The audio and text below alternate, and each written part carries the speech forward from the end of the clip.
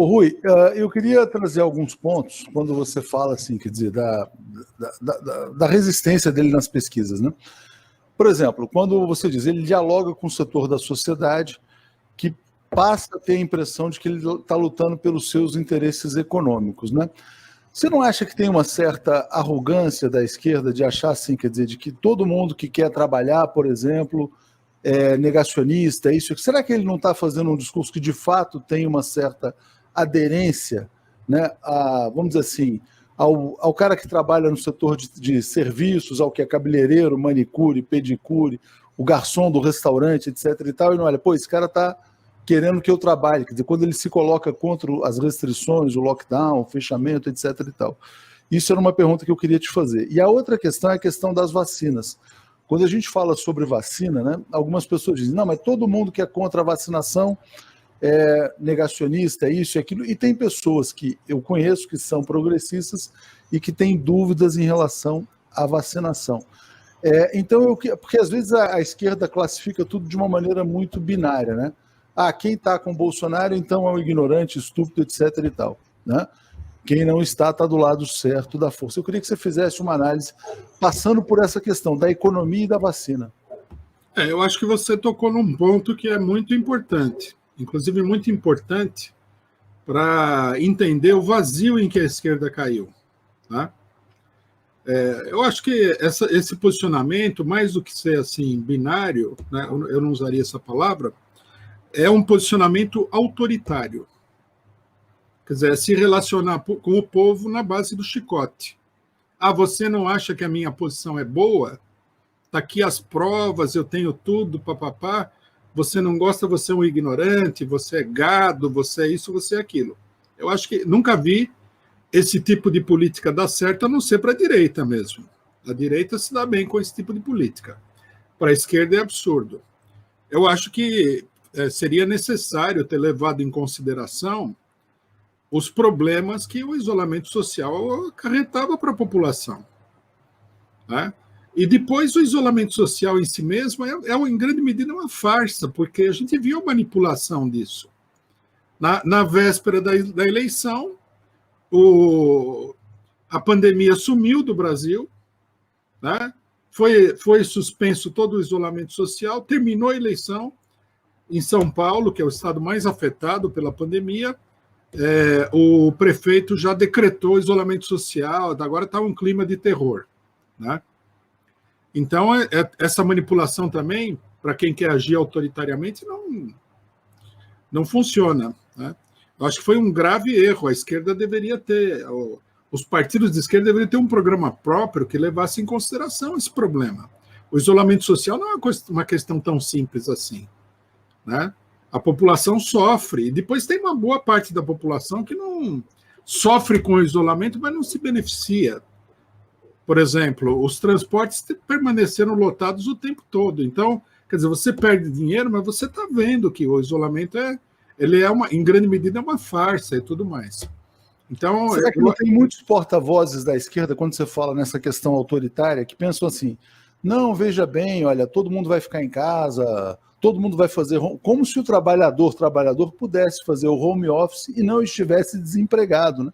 Então o trabalhador fica desempregado, né? O home office para ele é o desemprego e o auxílio emergencial que ele recebe. E depois ele ainda tem que sair, porque ele não tem onde ficar em casa também. Então eu queria que... Não, isso aí é absolutamente assim. Home office para o trabalhador é ficar em casa desempregado, né?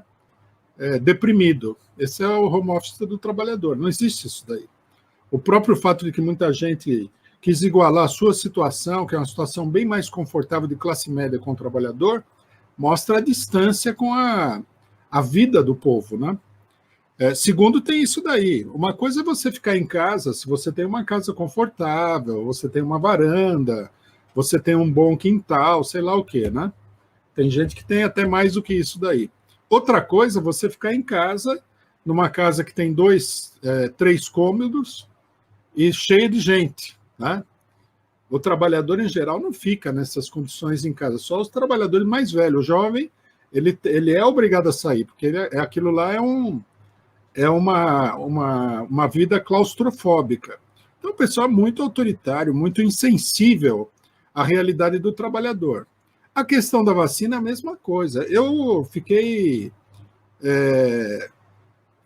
até surpreso quando eu vi muita gente da esquerda falando que ia obrigar todo mundo a tomar a vacina. Não é assim.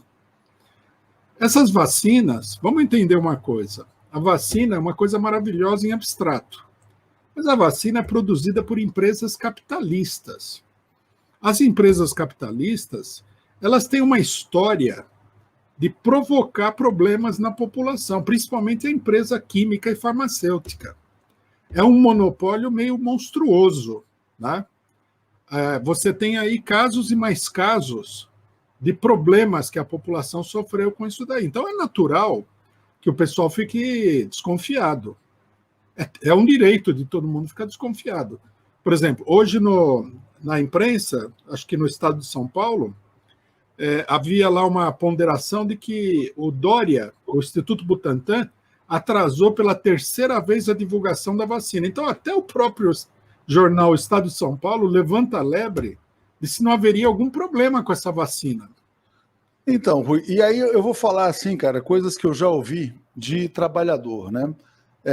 Assim, de pessoas assim, de que são porteiros, vigilantes, assim, de ouvir, assim, esticar o ouvido para falar, né? Pessoas que viram e falam assim: poxa, se dependesse do Dória, a gente estava aqui fechado, a gente não estava trabalhando, né? Então, assim, aí quando você para ver, 50% das pessoas não querem tomar a tal vacina chinesa, 20% são contra a vacinação de um modo geral. Você não acha que vai ser muito difícil para o Dória se viabilizar como alternativa ao Bolsonaro a partir do discurso da vacina?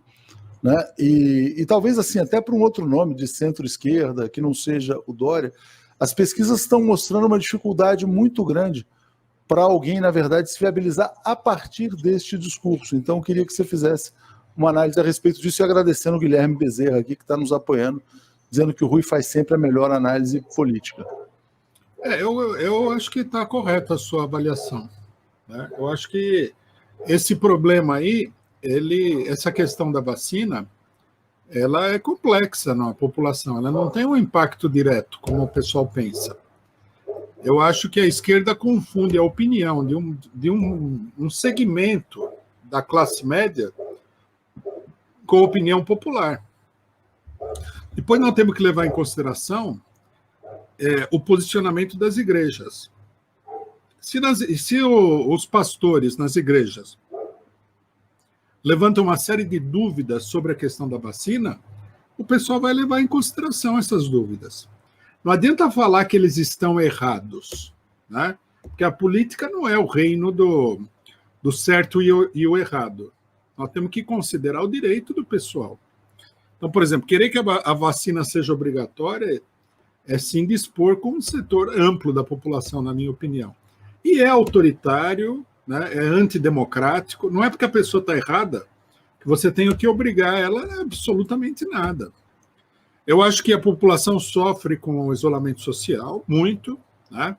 Não é que isso aí não quer dizer que não tenha que ter isolamento social, mas poderia ter sido feito também, junto com outras medidas, de uma maneira democrática. O que os governadores fizeram foi de uma maneira profundamente antidemocrática, sem falar que é uma manipulação e uma fraude o que eles fizeram. E a questão da vacina, nós vamos ter que esperar para ver o que vai dar esse negócio da vacina. Porque você veja só que coisa curiosa. Nos Estados Unidos, começou a vacinação em massa, né? No Brasil, eles querem começar o quanto antes, mas na Europa não tem nenhum sinal de que a coisa vai começar imediatamente. Não, e na Inglaterra, onde começou, teve efeitos colaterais. As pessoas falam, não, mas todo remédio tem efeito colateral. Não, claro, todo remédio tem efeito colateral, mas as pessoas estão um pouco desconfiadas. A Solange fala, o Rui é um farol a nos guiar, e a Núbia fala assim, muitos esquerdistas não têm disposição para debater e partem para insultos. Basta olhar qualquer post do PCO. Não sei se ela está criticando o PCO ou críticas que fazem ao PCO quando vocês postam, né? São críticas a gente. Então, e aí